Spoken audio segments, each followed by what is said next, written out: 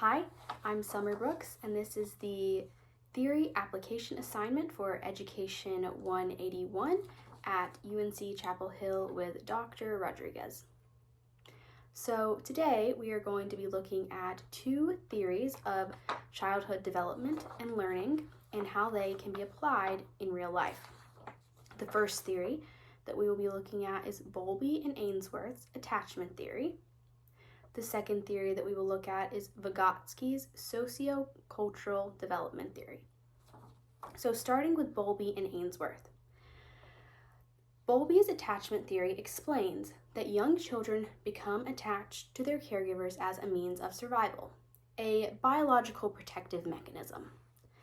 Now, Bowlby and Ainsworth measure attachment through an experiment called the strange situation. They found that attachment ranges from insecure to secure. There are 4 specific attachment styles that they found through their experimentation. They have ambivalent attachment, avoidant attachment, disorganized attachment, and secure attachment. Each of these was measured through an experiment where the child and caregiver were playing together in a room. The caregiver was then asked to leave, and researchers observed the child's reaction. Later, the caregiver was asked to re-enter the room, and the researchers observed the child's reaction again here. Bowlby used his research about attachment to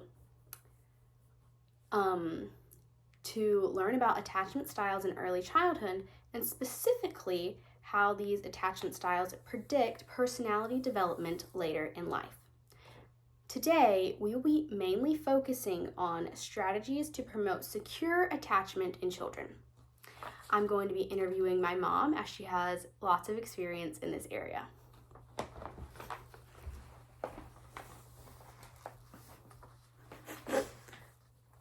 Okay, this is Jennifer Brooks, my mother.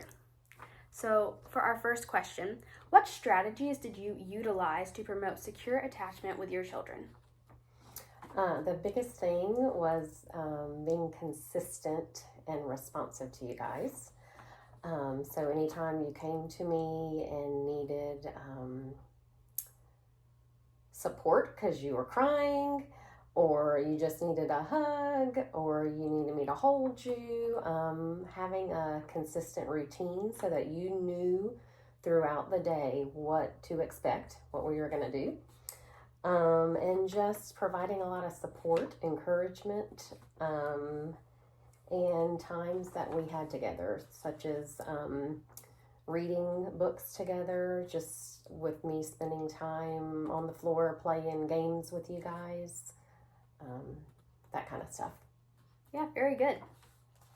Next, what did you do or what do you currently do to encourage your children to explore new environments while feeling safe?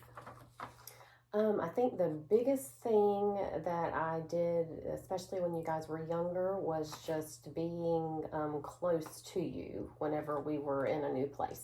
So, and it may have been if you didn't even want to leave me while we were there, I would go with you to whatever activity it was, get you started and engaged, and then I would step back a little bit, but I was still close by so that you could see me, and you could come to me if you needed me. And then also just having siblings with you or having another friend with you, that can be helpful as well. Very good, thank you. Next, we're going to look at Vygotsky's socio-cultural development theory. This is a theory that places great emphasis on how development may vary based on culture. We will also look at the concept of scaffolding and zones of proximal development and how these can be used in teaching children new skills. Vygotsky believed that culture and development were two things that had to go hand in hand as children are developing. These things cannot be separated. Vygotsky's theory is a continuous development theory, as there are no stages and children continue to develop across their lifetimes from early childhood to late adulthood, learning new skills the whole time. An example of culture and development working simultaneously is in the United States, we have a culture that says we are individuals who can make individual choices.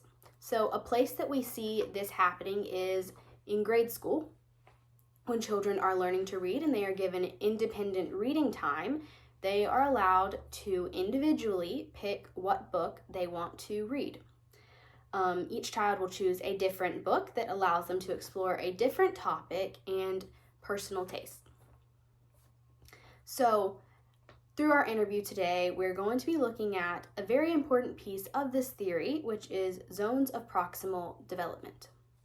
Zones of proximal development is a model used to encompass what the learner can do with guidance to begin with, and eventually lead them to mastering a task so that they can complete that task individually.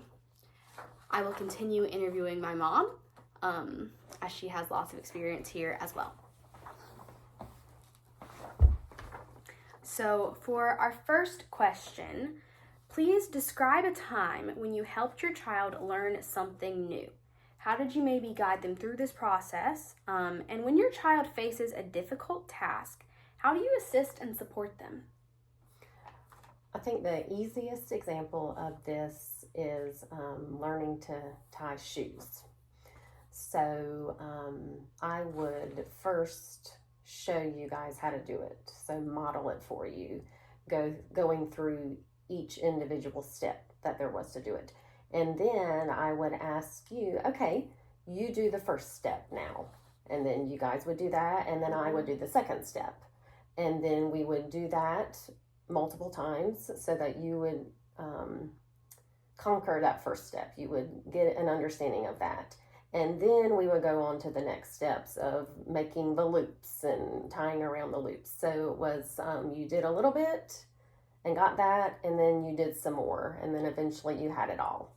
Perfect. That perfectly describes our theory. You know, we start here small with the skills that we can do, like that first step, how you talked about, and then we move out and out and out until the learner is doing that activity individually. Okay. Mm-hmm. For our next question, have you noticed a change in your child's confidence when they achieve something with your guidance? It'd be great if you could give an example. Yeah, most definitely. Because sometimes when you guys would come to me, you would be discouraged because you were struggling with it, whatever it was that you couldn't figure out, And so, I think about teaching you guys to read, working on all the sounds, working on putting those sounds together, and just the apparent change in your facial expression and your appearance after that discouragement leaves, because I was able to give you assistance. Yes, that's perfect. Thank you. Thank you. So today we have looked at Bowlby and Ainsworth's attachment theory as well as Vygotsky's socio-cultural development theory. Thank you.